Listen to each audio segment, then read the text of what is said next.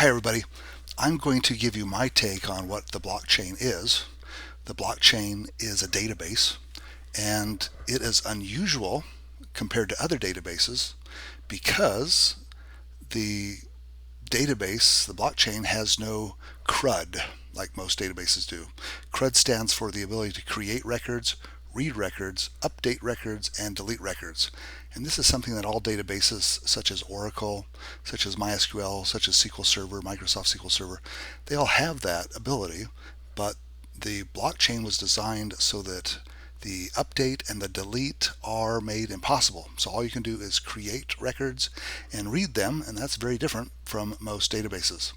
Another thing that makes the blockchain database unique is that it does not have an owner, and the way that they do that is by distributing redundant copies of the blockchain all over the world.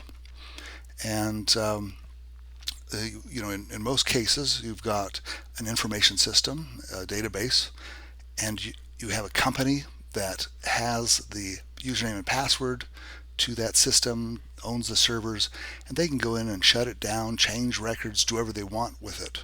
But with the blockchain and the way it's decentralized, they have engineered it so that not even the people that create it can change it, and the system administrators themselves, who are in fact the what are so-called miners, those are the system administrators, they can't change it either without being detected. So I mean, they can actually change it, but their changes and updates and deletions would be detected, and that's what makes the blockchain significant in that situation.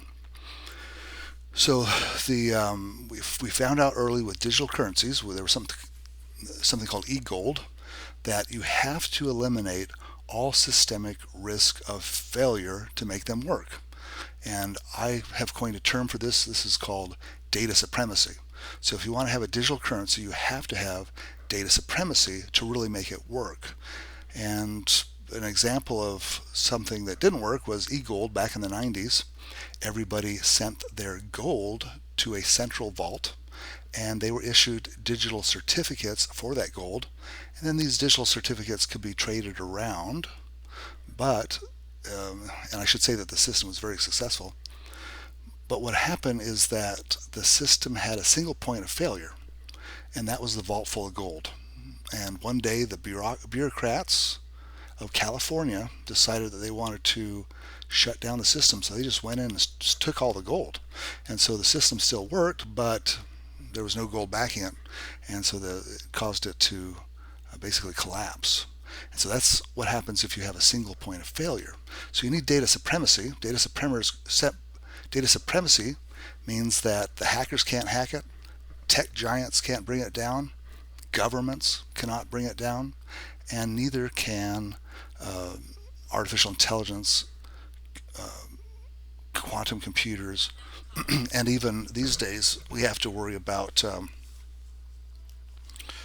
the system administrators and the people that invented it themselves. So that means that's what data supremacy is. And with data supremacy, we're concerned about three major things: the confidentiality of the system, we're worried about the availability of the system, and the integrity of the system. With the blockchain and the Bitcoin, with the way it works, is that there isn't real confidentiality. There's something called pseudo confidentiality, which means that people don't use their names or identification. They instead just use basically an account number to access money, move money around. But if somebody finds out what your account number is, they know everything that you're doing, so that makes it pseudo anonymous. As far as availability goes, Bitcoin is available except for you have to pay fees, and that it makes it unavailable to poor people. Also, it is a system in which requires you to have very expensive servers in order to have a true account, an account that's not a custodial account. That is a barrier that makes it unavailable. And another big problem with it is that it has a 7 transaction per second limit. This has caused great mayhem in the past, and it is actually the reason why we have alternative coins. Is this is also called the scaling problem, And when the shit's hitting the fan, you want to make sure that you are able to move your money around. And blockchain, it's a challenge for blockchain in general, but especially for a blockchain like Bitcoin, who is designed not to be money, not for transactions, but to be so-called digital gold, where it just sits around and is not used very much.